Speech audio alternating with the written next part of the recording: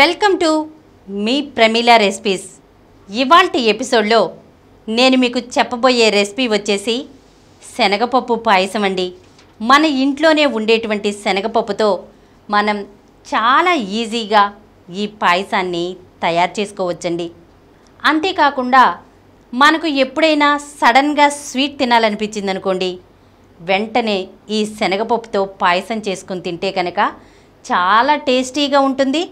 అంతేకాకుండా మనం దీన్ని చాలా ఈజీగా కూడా ప్రిపేర్ చేసుకోవచ్చండి. ముందుగా ఈ శనగపప్పు పాయసాన్ని ప్రిపేర్ చేసుకోవడం కోసం ఒక ప్యాన్ పెట్టుకుని అందులో 1 కప్పు శనగపప్పును వేసుకోవాలండి. ఈ శనగపప్పును 2 నుండి 3 నిమిషాల పాటు మనం ఫ్రై చేసుకోవాలి. ఇది దోరగా ఫ్రై అయ్యాక మనం ఇందులో 2 టేబుల్ స్పూన్ల సగ్గుబియ్యం వేసుకోవాలండి. ఈ సగ్గుబియ్యాన్ని కూడా మనం 2 నిమిషాలు దోరగా ఫ్రై చేసుకోవాలి. ఈ 2 కూడా ఫ్రై అయిన తర్వాత మనం ఈ రెండింటిని ఒక కుక్కర్లో వేసుకోవాలండి. వేసుకుని శుభ్రంగా కడుక్కోవాలి. ఇలా కడుక్కున్న తర్వాత ఇందులో మనం వాటర్ పోసుకోవాలి. మనం ఏ కప్పుతో అయితే శనగపప్పును కొలుచుకున్నామో అదే కప్పుతో 3 నుండి 4 కప్పుల వరకు వాటర్ పోసుకోవాలి. అయితే శనగపప్పు ఉడకటానికి టైం పడుతుంది కదండి, ఇది మీ అందరికీ తెలిసిన విషయమే. అందుకని మనం ఏం చేయాలంటే ఒక అరగంట లేదా గంట పాటు మనం ఈ శనగపప్పును నానపెట్టుకోవాలండి. ఇలా నానపెట్టుకోవటం మూలంగా శనగపప్పు తొందరగా ఉడుకుతుంది. అంతేకాకుండా చక్కగా బాగా ఉడుకుతుంది కూడానండి. మనం 1 గంట తర్వాత ఈ శనగపప్పు బాగా నానుంటుంది కదా, ఇప్పుడు దీని మీద ఈ కుక్కర్ మీద మూత పెట్టేసుకుని మనం 4-5 విజిల్స్ రానివ్వాలి. 4-5 విజిల్స్ వచ్చాక స్టవ్ ఆఫ్ చేసేయాలండి. తర్వాత ఆ విజిల్లో ఉన్నటువంటి ఆవిరంతా కూడా పోయిన తర్వాత మనం మూత తీసి ఈ శనగపప్పును మెదుపుకోవాలన్నమాట. ఈ శనగపప్పును మనం 1/4 వంతు మెదుపుకుంటే సరిపోతుంది. ఎందుకంటే మరీ మెత్తగా మెదపకూడదండి. ఎందుకంటే మనం పాయసం తినేటప్పుడు అది పలుకులు పలుకులుగా నోటికి తగులుతూ ఉంటేనే పాయసం టేస్టు చాలా బాగుంటుందండి.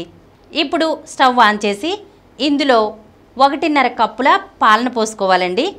ఇవి పచ్చి పాలైనా పోసుకోవచ్చు, లేదంటే కనుక కాచిన పాలైనా పోసుకోవచ్చండి. ఇప్పుడు ఈ పాలను మనం 2 నుండి 3 నిమిషాల పాటు మరగనివ్వాలండి. మంటను మీడియం ఫ్లేమ్లోనే పెట్టుకుని మనం దీన్ని పాయసాన్ని మరగనివ్వాలన్నమాట. అయితే ఈ పాయసం మరిగేటప్పుడు మనం మధ్య మధ్యలో కలుపుతూ ఉండాలండి. ఇప్పుడు స్టవ్ ఆఫ్ చేసేయాలి. స్టవ్ ఆఫ్ చేసిన తర్వాతే మనం బెల్లాన్ని వేసుకోవాలండి. ఎందుకంటే బెల్లం వేస్తే కనుక పాలనేవి విరిగిపోతాయి అన్నమాట. అందుకని స్టవ్ ఆఫ్ చేసిన తర్వాతే మనం బెల్లాన్ని వేసుకోవాలి. మనం ఏ కప్పుతో అయితే శనగపప్పును కొలుచుకున్నామో అదే కప్పుతో 1.25 కప్పు తురిమిన బెల్లాన్ని వేసుకోవాలండి. ఇందులో వేసుకుని చక్కగా ఈ బెల్లం అంతా కరిగిపోయేలా మనం కలుపుకోవాలి. బెల్లం అంతా కరిగిపోయిన తర్వాత దీన్ని స్టవ్ మీద పెట్టుకుని స్టవ్ ఆన్ చేయాలండి. ఇప్పుడు దీన్ని ఇంకో 2-3 నిమిషాల పాటు మరిగించుకోవాలి. 2-3 నిమిషాల తర్వాత మనకి ఆల్మోస్ట్ పాయసం అంతా రెడీ అయిపోయినట్లేనండి.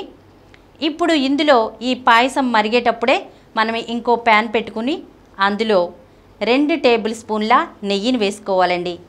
నెయ్యి కాగిన తర్వాత అందులో కొద్దిగా జీడిపప్పు, కొద్దిగా బాదం పప్పు వేసుకుని వేయించుకోవాలి. ఇలా వేయించుకున్నటువంటి ఈ డ్రై ఫ్రూట్స్ని మనం పాయసంలో వేసుకోవాలండి. ఇంకోటండి, టేస్ట్ కోసం మనం చివరిగా 1/2 టీ స్పూన్ యాలకుల పొడిని వేసుకోవాలండి. అంతేనండి, ఎంతో టేస్టీగా ఉండే శనగపప్పు పాయసం రెడీ అయినట్లే. ఒకసారి తప్పకుండా మీ ఇంట్లో కూడా ట్రై చేసి చూస్తారు కదా. అందరికీ ఈ రెసిపీ తప్పకుండా నచ్చుతుందండి. తప్పకుండా ట్రై చేసి చూడండి మీరు.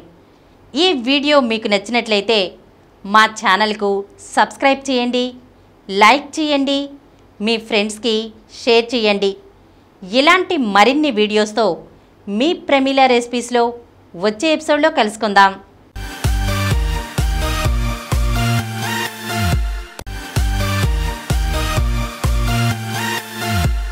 ఈ కార్యక్రమం మీకు ఎంతో నచ్చింది కదా? ఇటువంటి మరిన్ని వీడియోల కోసం అనతి కాలంలోనే 20 కోట్ల వ్యూస్ సాధించిన డాక్టర్ సమరం మల్టీ ఛానల్ నెట్వర్క్ సమర్పించు గోరా టేస్టీ వరల్డ్ ఛానల్కు సబ్స్క్రైబ్ చేయండి, లైక్ చేయండి, మీ ఫ్రెండ్స్కి షేర్ చేయండి. అలాగే ప్రక్కనున్న గంట సింబల్ని ప్రెస్ చేయడం మర్చిపోకండి. Please download Samaram multi-channel app and watch your favorite channels from your mobile. App available on Google Play Store and subscribe to the channels.